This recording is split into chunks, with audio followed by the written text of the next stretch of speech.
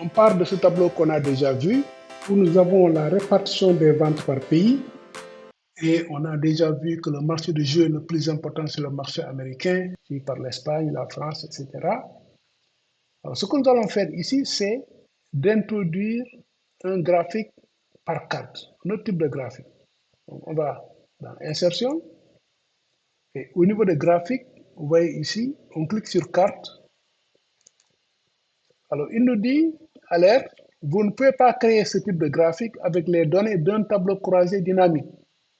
Sélectionnez un autre type de graphique ou copier les données en dehors du tableau croisé dynamique. Donc ça, c'est dans Excel. Alors ce qu'il faut faire si vous tombez dans ce type de situation, c'est tout simplement de copier les données du tableau. Donc CTRL-C, vous mettez ici CTRL-V. Et à partir de là, maintenant, vous sélectionnez les données et vous insérez votre carte. Vous voyez, la carte est là.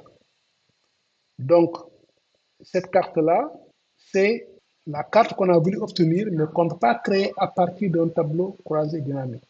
On est obligé de faire un tableau simple, qui n'est pas un tableau croisé dynamique. Et comme vous voyez, effectivement, quand on clique ailleurs, on enlève, mais dès qu'on clique le graphique, en fait, ce sont ces chiffres-là qui apparaissent. Alors, ce qu'on peut faire ici, on va cliquer le côté droit et sélectionner les données. Si on sélectionne les données, donc on va sélectionner ces données-là. Donc, ici, au lieu de D4, vous voyez, D4, c'est plutôt A4 qu'on va prendre. Donc, on va remplacer le D par le A. Et le E, ici, la colonne E, par B. La colonne B. D'accord? Donc, si on met OK,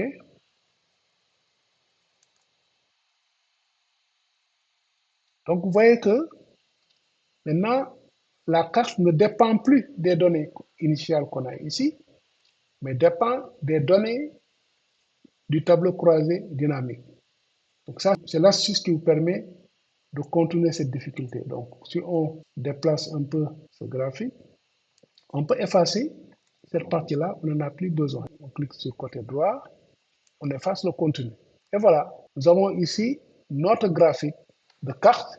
En réalité, si vous regardez la carte du monde, vous voyez que on a ici États-Unis, le chiffre d'affaires c'est 3 627 983. Quand vous posez votre curseur au-dessus sans même cliquer, vous avez la répartition du chiffre d'affaires à travers le monde. États-Unis, 3 627 923. Australie, on va ici 630 623. Australie, 630 623. Ensuite, vous avez ici l'Espagne, la France, les pays de Norvège, et même le Japon quelque part, oui, le Japon est là, 188 000, etc. Donc, c'est quand même une représentation qui peut vous donner une vue d'un seul coup d'œil de la distribution de vos ventes à travers le monde.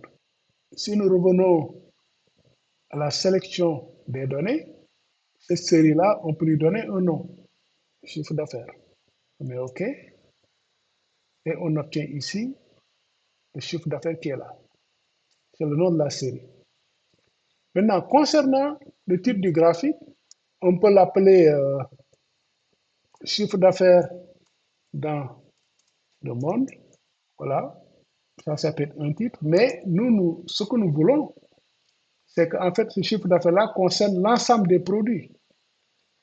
Donc, on aurait souhaité connaître le chiffre d'affaires par pays et par produit. Pour cela, on vient ici, on utilise la case filtre.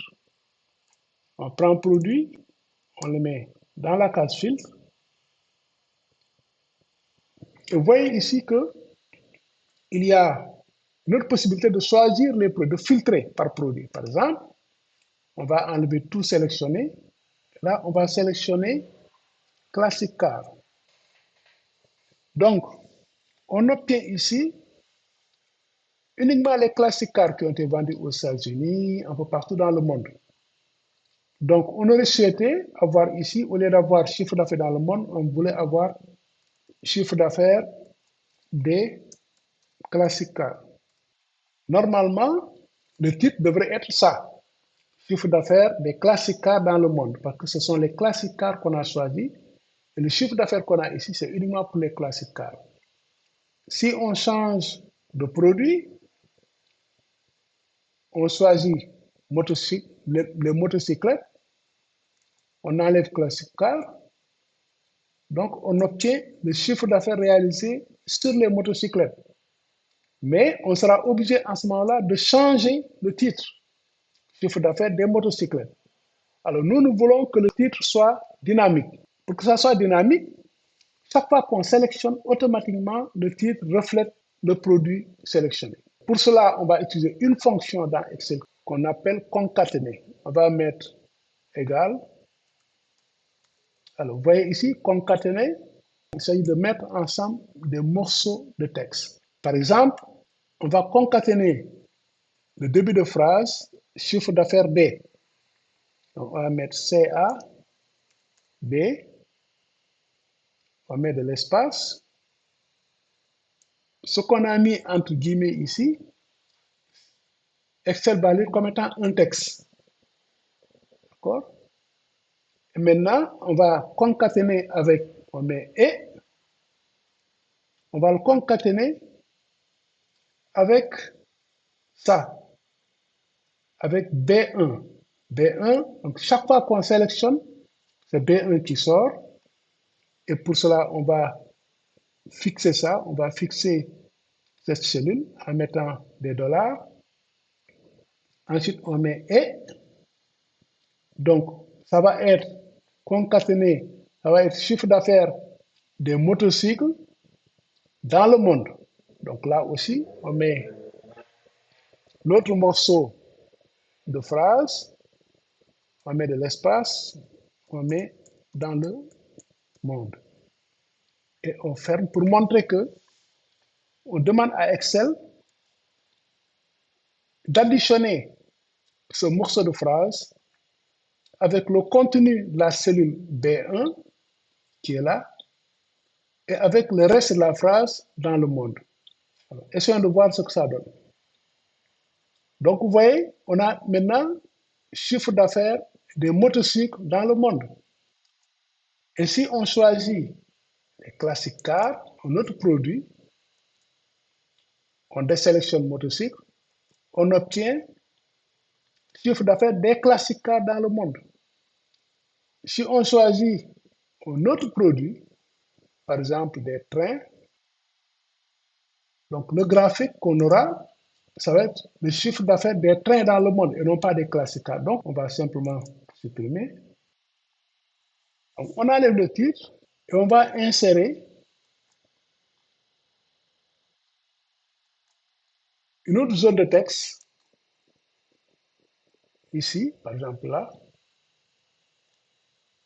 qu'on mettra après dans le graphique.